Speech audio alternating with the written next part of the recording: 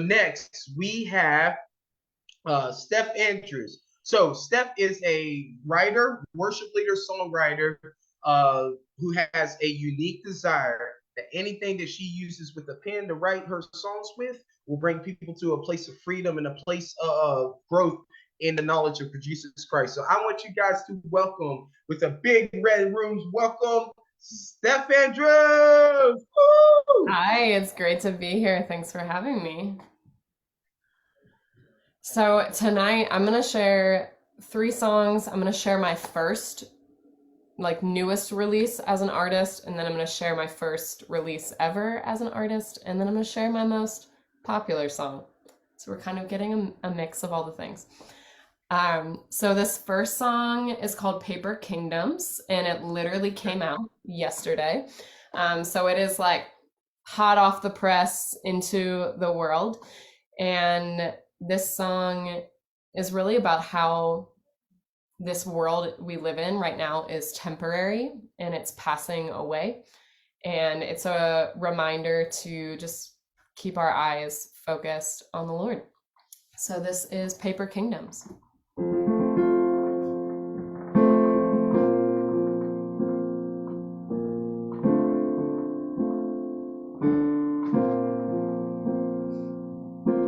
Brick by brick and lie by lie, we build our towers to the sky. Gold and silver for our delight, they lead us from your love. Happiness bottled and sold, temporary highs and lows, promises and misplaced hope, but it's never been enough. We've been living in paper kingdoms that won't last, putting faith in the castles we made with our hands. For years and years we built them up, but laying it all down, I'm trading my paper kingdom for a room in my father's house.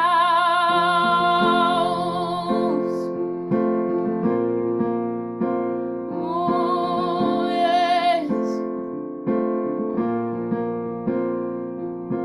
One by one, I watch them fall, crumbling these fragile walls. I work so hard to raise them up, but I know they're not enough.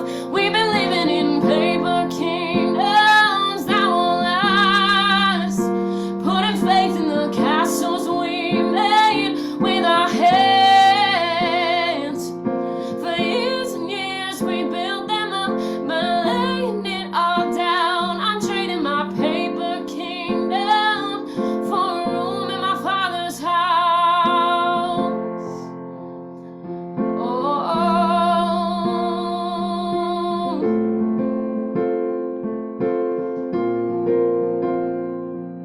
and one day I'll walk streets of gold and hear your voice say, welcome home. The one my soul has always known. Oh, I can see it now. And I'm not taking earthly things. You've got a place prepared for me with everything that I could need. So I'm laying it all down, I'm trading my paper kingdom, putting faith in the castles we made with our hands. For years and years we built them up, but laying it all down, I'm trading my paper kingdom. For years and years we built them up, but laying it all down, I'm trading my paper kingdom for a room in my father's house. There you go. Yo, oh man. Wow. I can literally, is that out like on Spotify stuff? It is out on Spotify, yes. Yeah, it's out. Okay, I'm If you gonna want to be listen to it, it's out. There's like a well, horn section and everything. if you get over 1,000 listens on that song on Spotify, just know that I was the one who blew that up for you. Nice. Great. Thank No, you. I like that. Wow. That song's bad, girl. Oh, I thanks. like it. Thank you. Cool, cool. So, what was the story and the heart behind that song? I know you just kind of explained it a little bit beforehand, but Yeah. So it was kind of interesting.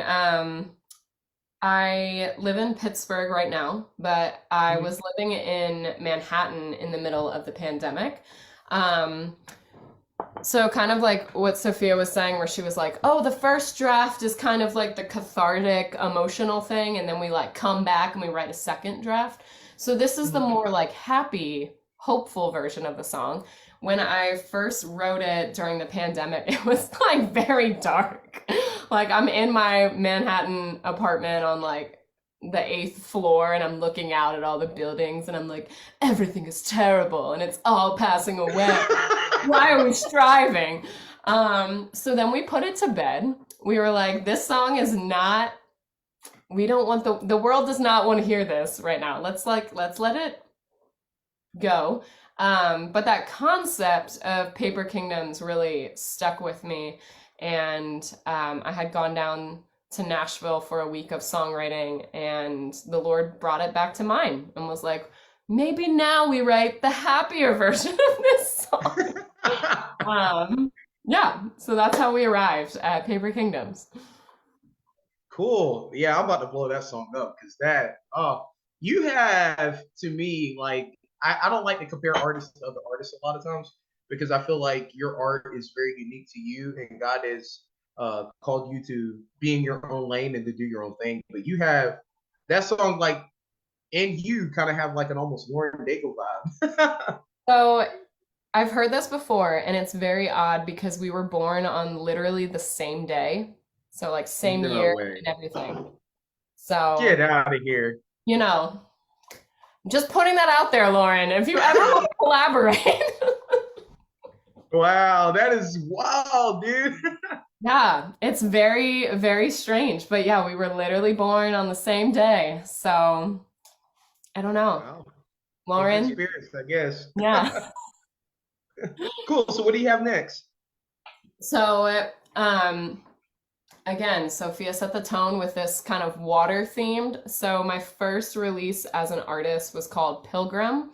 And I wanted to, I write a lot about the themes of like being in the world, but not of the world. So I wanted to like write a song that had this essence of like being in a boat that's being tossed around. It's a nice little like 6/8 song.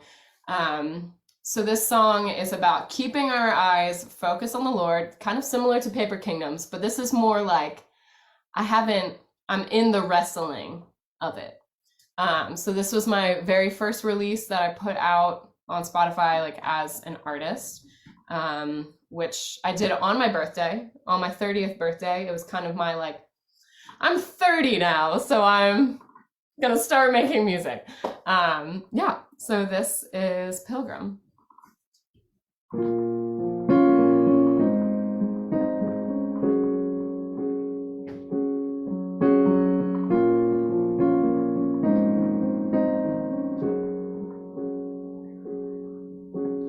Hold on to hope.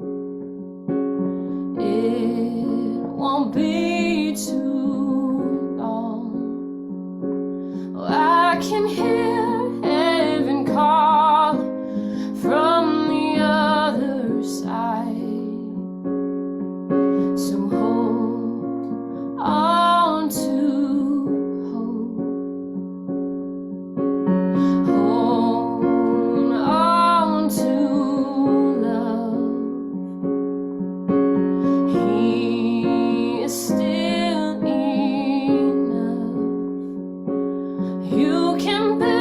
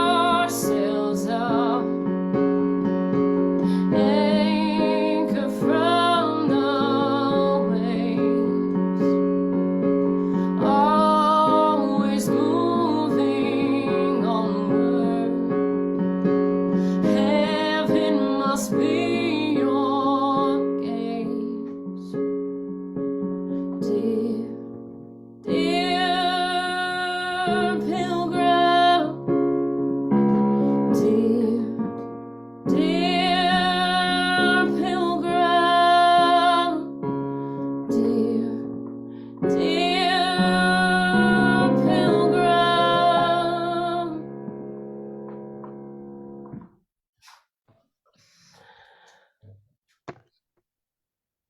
Ooh. Ooh, this is such a good night. Ooh, dang, your voice. Oh, holy moly, guacamole. Like, good stuff, Steph. Man, Thanks. hey, I'm glad we're cousins. So you Yeah, got, I know. We're related, right? Come on. hey. For those of you guys who didn't catch that joke, I'm related to some Andrews, and especially Andrews up north in the New York, Pennsylvania, and New Jersey area. So I made So a it could joke that she be. might be some of my family. Hey, we cousins. It don't matter about skin Could color. We be. family.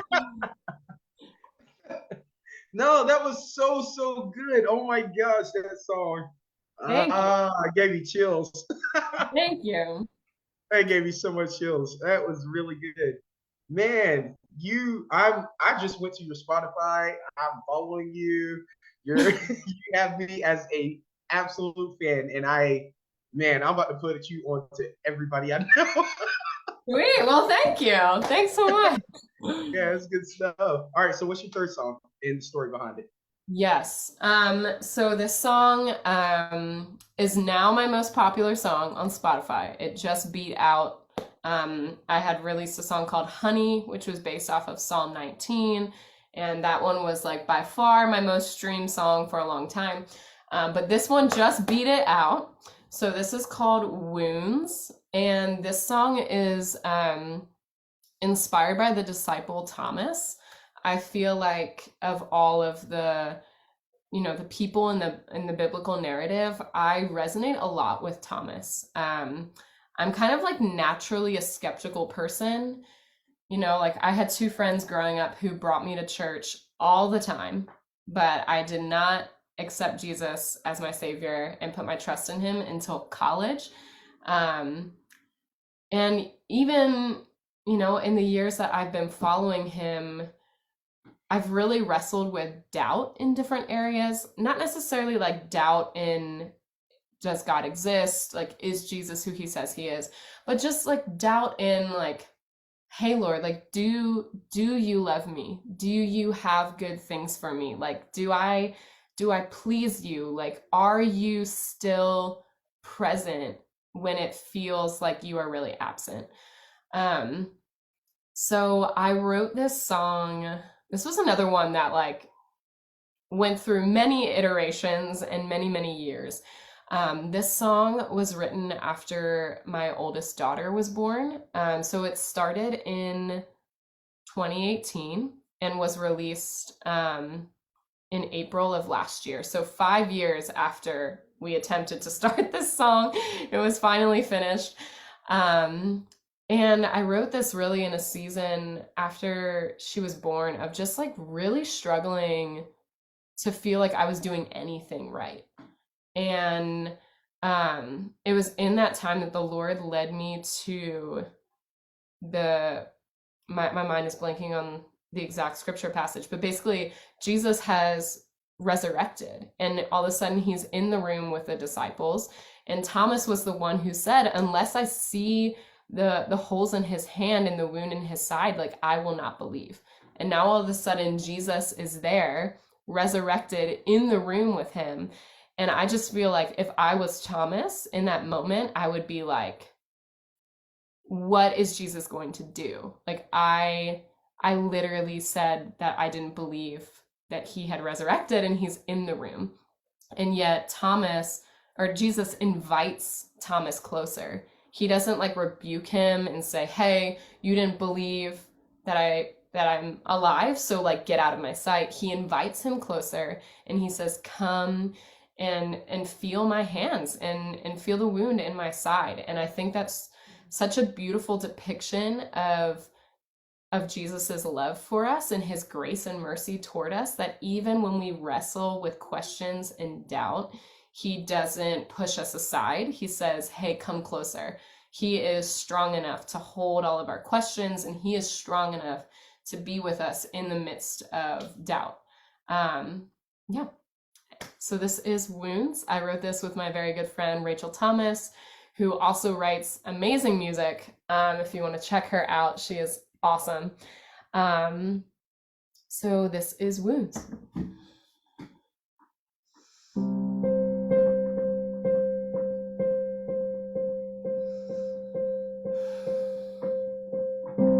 I thought you would turn away. I thought you would leave me standing if I met you with my doubt. I thought you would turn away. I thought you would take your love back if I met you with my doubt. But you said, come and see my hands. Come and feel my side. These are the wounds I carried when I died. These are the wounds that reconciled and gave you life.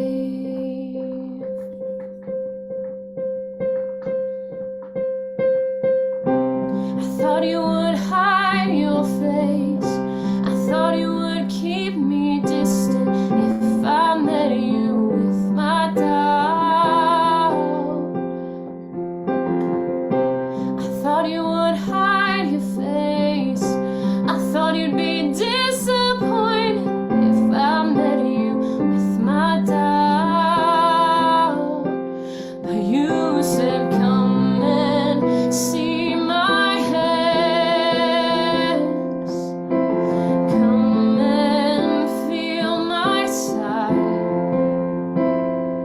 These are the wounds I carried when I died. These are the wounds that reconciled and gave you life.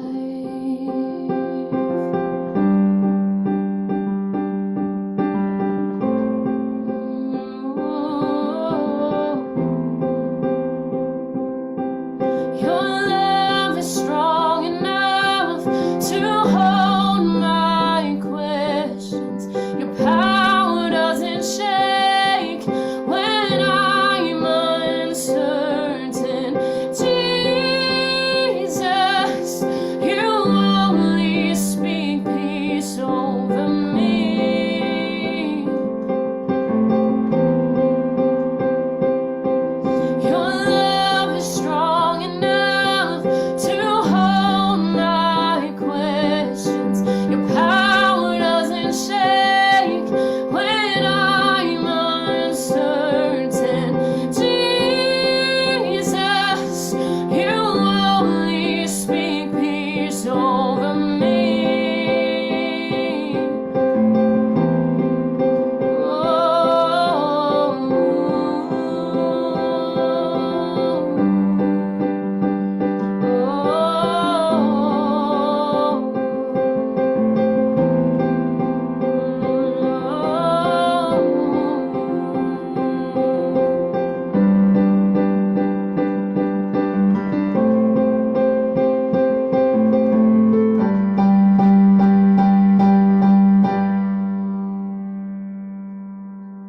I'll come and see your hands.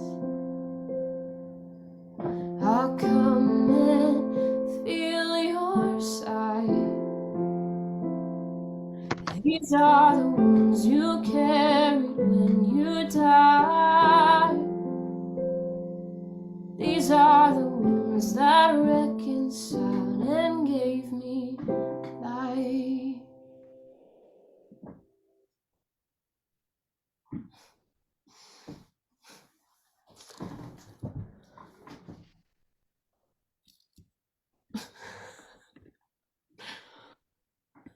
Yeah, I'm trying not to cry.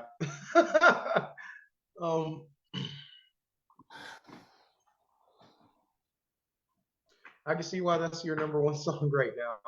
Man, that's so deep. There's something you said earlier when you were talking about the story behind the song. You were talking about having your oldest daughter, your oldest Mhm. kid. I have a son who was born in 2007. It's my first kid, and my little boy. And there's a lot of times where I think it's just every parent. Honestly, I didn't grow up with a dad, so for me to the idea of being a dad, I struggled with the thought of, and I think a lot of men do this. A lot of fathers do this. They get so consumed in trying to be enough Yeah. and not feeling enough, so they consume themselves in work. They keep themselves so busy so that they can try to, I see a lot of the men shaking their head that are Yeah. on here. We I guess the differences in men and women processing, feeling enough, or going through those emotions, man, we don't talk about those emotions enough. And so we consume ourselves in all kinds of things to try to make sure that we are enough. And it's natural because by nature, we are providers. And I remember going through a season like that with my son where I was so consumed in everything uh, to try to make sure that I was enough, to validate myself as being enough. Um, Yeah. and man, if I'd heard this song during that Mhm. season, it would have it would have wrecked me. It's about to wreck me now. Just thinking about it. I'm trying not to cry. Whew. But that was really good. That was really powerful. I love that. I think that God. The cool part about God is not intimidated by our doubts whatsoever. Yeah. Not in the least bit, because of doubts, it gives him an opportunity to show himself and prove himself as God to us in the craziest and most magnificent ways. Hmm. We were created for worship. We were created to give him glory.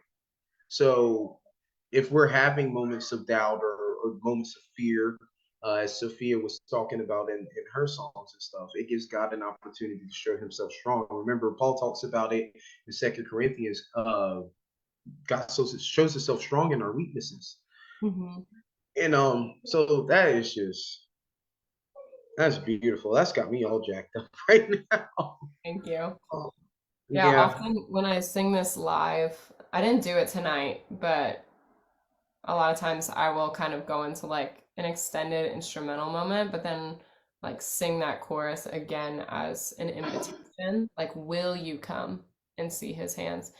There's a lot of people in my life who do not know the Lord or are, like you said, in a similar position of just like feeling like they have to handle all the things, like they need to be enough and they need to find all the answers, and that, they have to make themselves, I guess, put together or presentable before they can come close to the Lord. But yeah, this has been, I mean, I've been singing some version of this song now for almost 6 years, and it's just been really beautiful to see like how the Lord worked it out in just the right time. I met my friend Rachel, and then, she was the perfect kind of missing link to make it happen. So, yeah, awesome. That's terrific. Yeah, you definitely have me as a fan.